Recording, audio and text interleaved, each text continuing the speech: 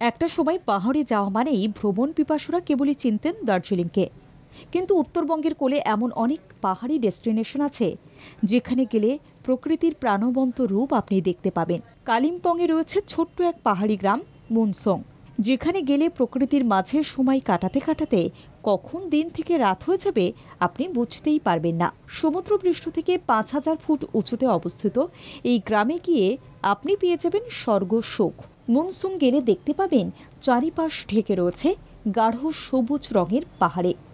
বিকেলের পড়ন্ত রোদের আলোয় আলোকিত হয়ে ওঠে এই পাহাড়গুলি। পাহাড়ি ডেস্টিনেশন মানেই সেখানে নানা অজানা পাখি ও ফুলের আনাগোনা থাকবে, সেটাই তো স্বাভাবিক। পাহাড়ি এই গ্রামে দিন কাটালে আপনার প্রতিটি মুহূর্ত রোমাঞ্চে ভরে উঠবে। এই গ্রাম থেকে দূরে দেখতে পাবেন কাঞ্চনজঙ্ঘার অপরূপ দৃশ্য।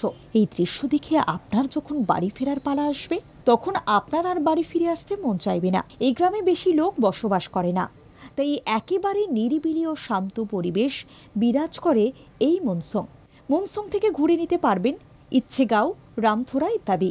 ঝিকিমিকি তিস্তা নদীর উপত্যকায় আপনি আপনার প্রেমিক বা প্রেমিকার সঙ্গে তিস্তার জলে পা ডুবিয়েও বসতে পারে। ভাবছেন কিভাবে যাবেন এই প্রকৃতির কোলে সময় কাটাতে?